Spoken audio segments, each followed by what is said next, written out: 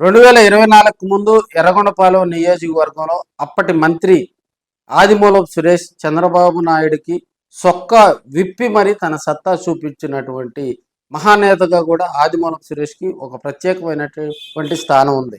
So అప్పుడు రూలింగ్లో ఉంది, అప్పుడు ఆయన మంత్రిగా ఉన్నాడు, అప్పుడు అధికారం ఉంది, ఆర్భాటాలు ఉన్నాయి. సో అప్పుడు ఆయన చెప్పిందే చట్టం, చేసిందే పాలన. సో 2024 తర్వాత ఓటమి పాలైన తర్వాత ఆదిమూలపు సురేష్ డియాక్టివ్ ఎందుకు అయ్యాడు? కేసుల భయం వెంటాడుతుందా? ఎర్రగొండపాలెం మీద మక్కువ పెంచుకుంటున్నారా? కొండేపు అంటే ఆయనకి ఇష్టం లేదా?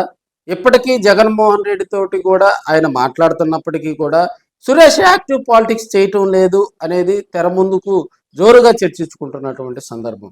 ఈ మధ్యకాలంలో ఎర్రగొండపాలెంలో కూడా ఆయన అనవసరపు విషయాల్లో జోక్యం చేసుకోవటం, అధిష్టానం కూడా కొంత సీరియస్ అయినట్టుగా కూడా సమాచారం తెలుస్తూ ఉంది.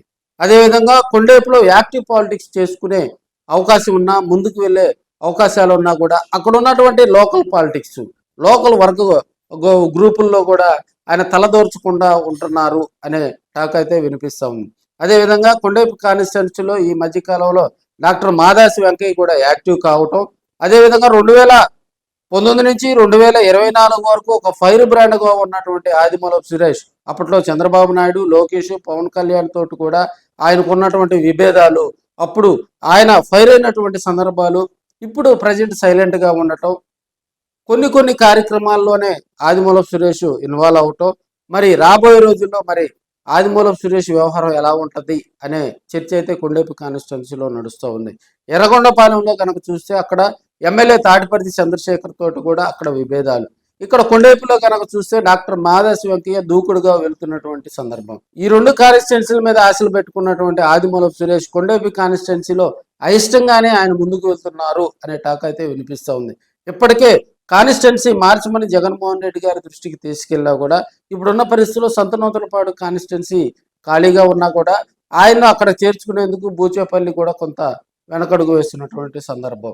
సో ఆయనకు మరో ఆప్షన్ లేకపోవడంతో కొన్ని రోజులు కొండేపు కాన్స్టిట్యున్సీలోనే ఆయన కాలం వెళ్లదీసే పరిస్థితులు సృష్టించినా కూడా మరి ఫైర్ బ్రాండ్గా కూడా ముందుకు రాలేకపోతున్నాడు.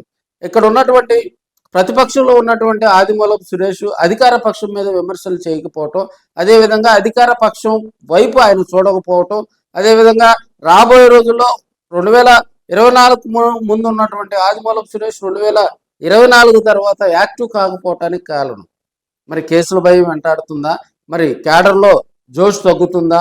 మరి యాక్టివ్ పాలిటిక్స్ చేయాలంటే మరి ఆదిమూలపు సురేష్ ఎలాంటి నిర్ణయాలు తీసుకుంటారు? రాబోయే రోజుల్లో ఆయన వ్యూహం ఎలా ఉంటుంది అనేది కూడా మరి ప్రకాశం జిల్లా రాజకీయాల్లో జోరుగా చర్చ నడుస్తుందని తెలియజేసుకోవచ్చు.